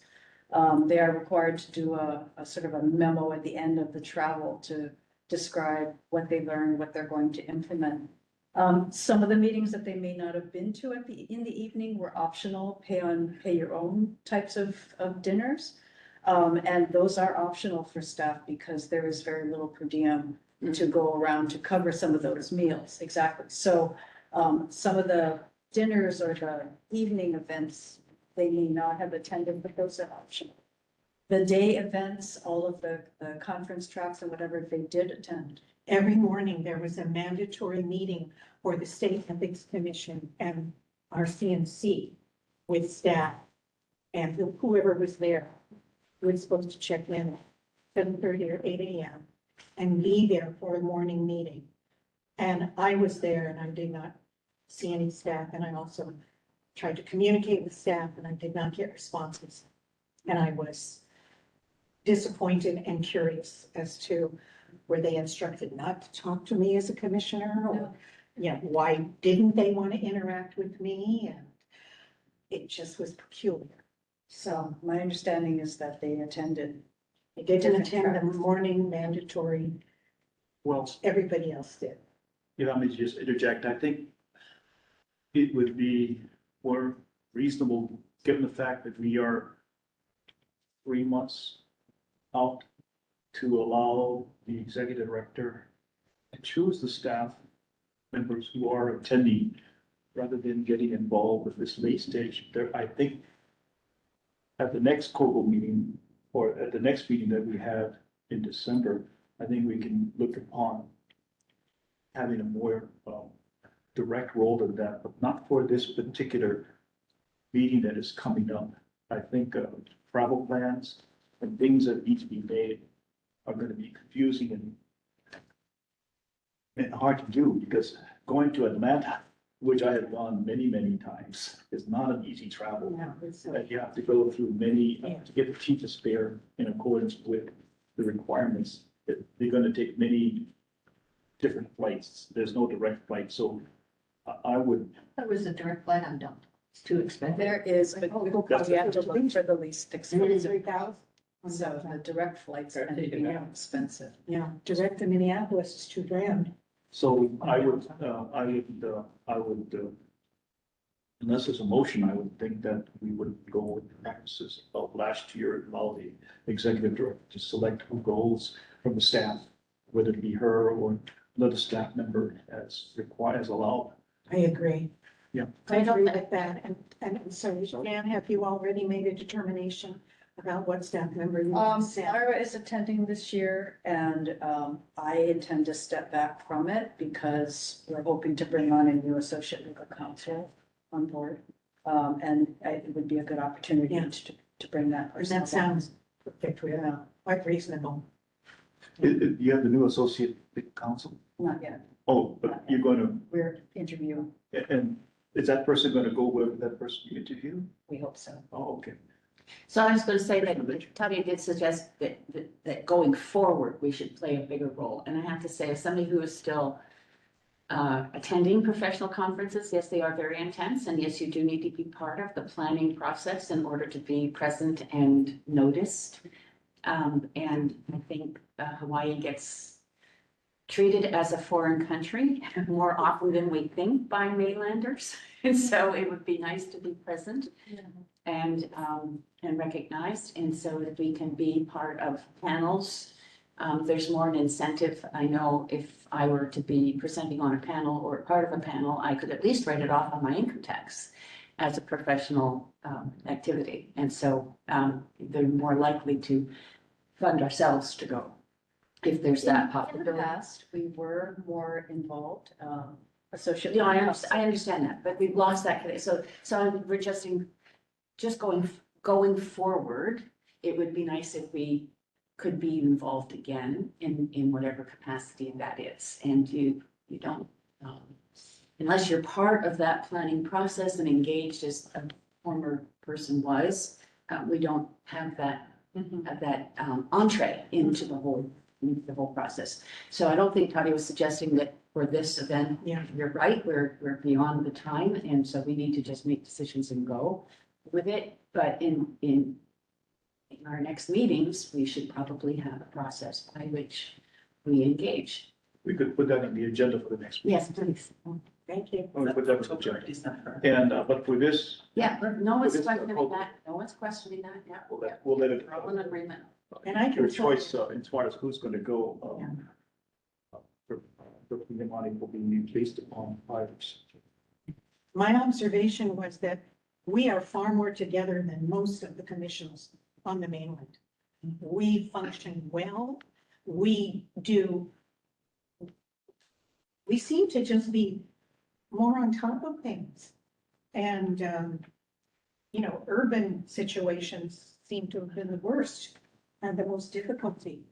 But I think, we've got a well-run machine here, and Hawaii has a good reputation for doing things well, at least within the COGO environment.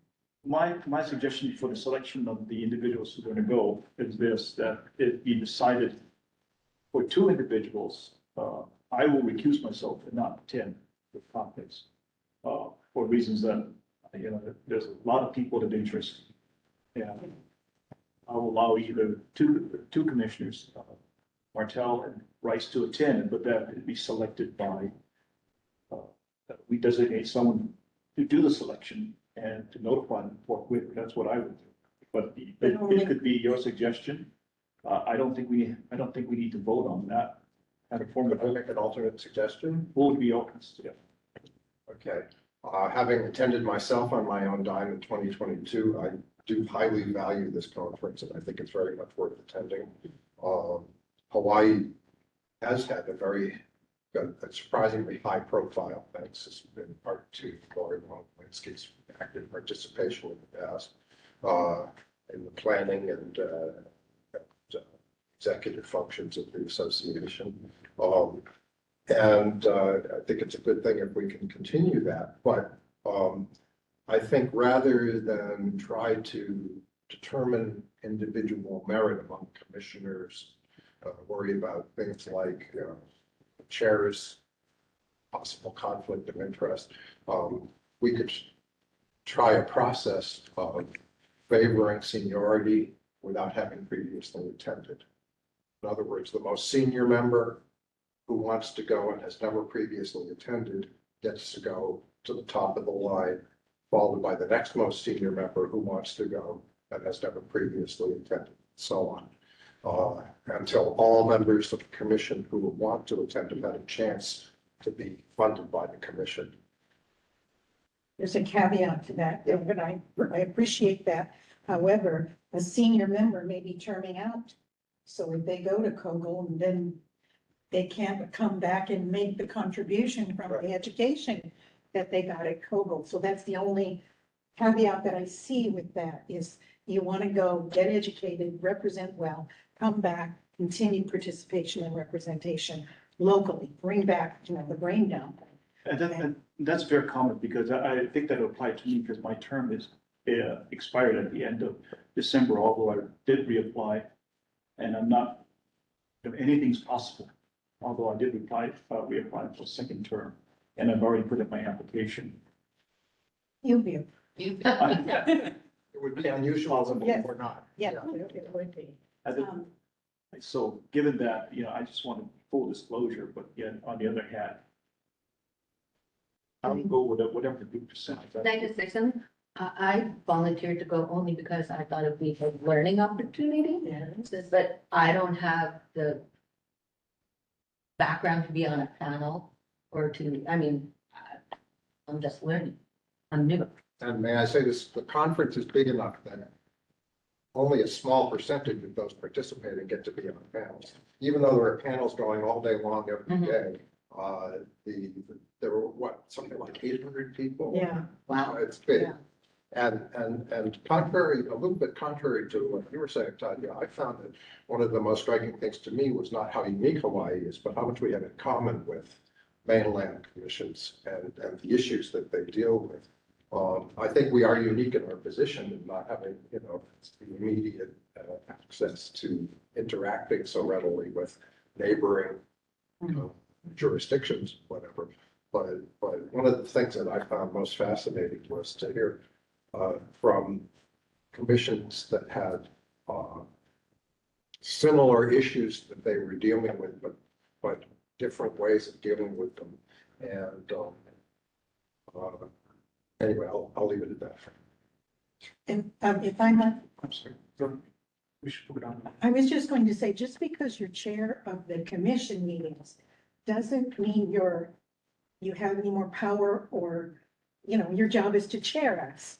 So you shouldn't feel like because you hold an office within the commission, you nor David nor anybody else, that you can't equally participate or compete for whatever opportunity that exists, like having to get a COBRA or whatever. So I don't think you should recuse yourself just because you're a chair. Thank you, both.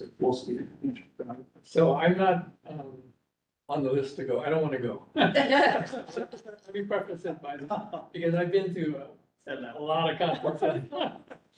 And I don't want to be negative about that, but so I would flip what he said. And if it's an educational opportunity, then the newest commissioners should go. Because then you get the most out of it, because you're kind of in the wilderness, right? And you get to, so at these conferences, as I think everybody said, who went, the real benefit is talking to everybody else there, not going to these panels. Because the chance you're gonna remember what the panel said next year is zero. The panels are gonna, you don't have time to schmooze and network because you're getting No, famous. it's not networking, it's just getting a sense of what other people are doing. That's what you get in the And you panel. don't want to be an outlier. So the issue to me is if it's educational, then the new commissioner should go. If it's merely appearing so people know you're doing well and you want to be on a panel, then the most experienced commissioner should go. So it depends a lot on what you want out of this Is it, conference. is it that kind of a learning opportunity for those of you who have gone? Yeah, it's both, but both of those two things. I've never gone, so Yeah, it's not one or other, it is both. And It's, yeah. so, and it's not necessarily the commissioners that would be on a panel, it would be the. Yeah, staff. it's usually staff. It's always staff on the panel. That's the other thing I was going to mention is that by far, the majority of the attendees are staff. And to the extent that when you identify yourself in a conversation as a commissioner, people are always just delighted to see you because, oh, we wish we had more commissioners come. It's rare. Yeah. it's These people mandatory are to wear boots. a lei on these days. These panelists are boots on the ground people. Some of them aren't always with an ethics commission or a state ethics board or whatever, they're called, but they have some influence. They could be, other lawyers who do different things, but handle ethical kinds of cases. I should show you the brochures that's where you really get an idea. I mean, there's like 4 panelists on everything. There's like 6 or 8 breakouts every day. I mean, there's a lot going on. You know, if you're an investigator, they have that for the investigators. If you're a, oh, what else? Campaign spending. Yeah, campaign Election. spending. Yeah, so there's different categories that remain throughout each day, same categories. Training. Yeah, training, communications. I offered to do an AI thing, but I haven't heard, so I'm clearly not gonna be a panelist. But, you know, it's very well worth it. One category they won't have are the philosophical ethicists. No, they won't have to look. They have their own society. No, their I own- wish they would. But I mean, it would be beneficial to anybody. I don't care whether you're new or old, it's beneficial. It's just a lot of work and it's very full day and very full night. And, you know, you don't get a lot of rest these conferences, especially when you're in a hotel. You never leave the hotel. You're kind of stuck in the hotel. It's expensive. Dinner is expensive. Breakfast is expensive unless you can get there in time to have little, you know, little munchies, poo-poos and stuff. But you know, if you felt really strong, Linda, I would say, you know, look at some of the previous, do you have any brochures from the last? I looked on their website. I don't see. We can find them and send them to them. They have each of the, you know, the prior conferences. Yeah, They do have the tracks available. I mean, but you should May I make a definitely suggestion, research it. just to get this thing moving, so that we make a selection, I think. What is, I think there are just merits on having senior versus a new member who carry on duty for many, many years. Well, since I have 4 more years in my term, like 4-year term, Yes, so maybe it's, that's what we. I don't know, maybe I should shoot for next year.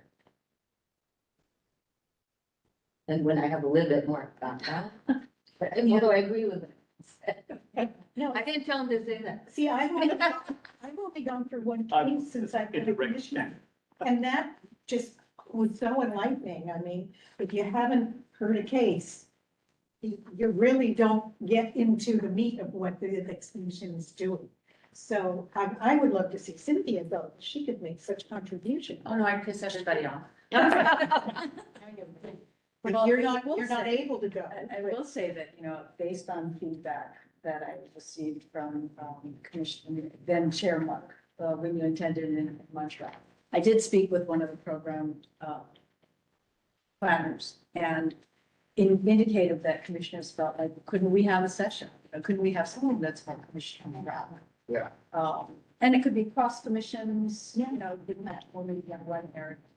And they were very open to that. You know, I think they had tried to accommodate the commissioner attendees so that there is more content directly available for them. Although the content that I got from the sessions that they did have, I thought was very helpful. Yeah.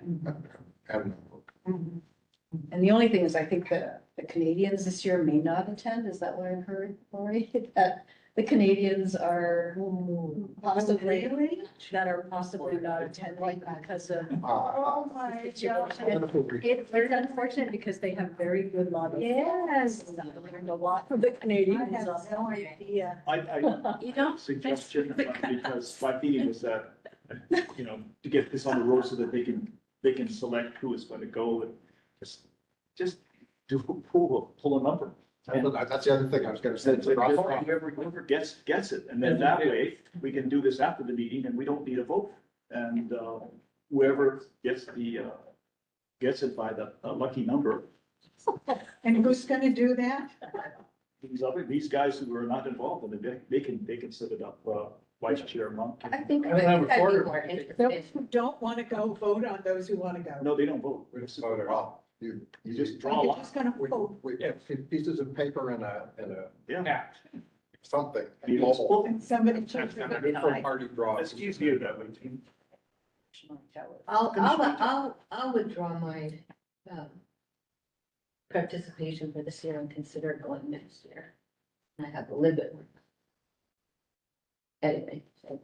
Oh, and by the way, I did check on Google Flights, direct flights. Just on Delta is 1,318 dollars. And if you have miles. That's, Yeah, So so it's not that bad. Minneapolis. I did December 6th through, That's expensive. December 8th. So, you know, with, our procurement rules, we probably wouldn't be able to route through the direct flight. Yeah. We would, you know, jump around so we could get the cheapest flight. That's our rules. I understand. Yeah. Well, because I'm on the Board of Fire Examiners, Yeah. so I've attended things and workshops and you always have to do.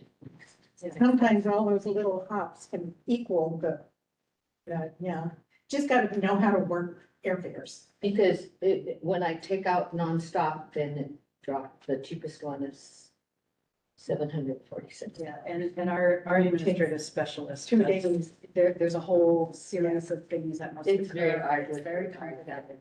So much of the travel will be prepared. That's, I'd rather just take it out my taxes. Yeah.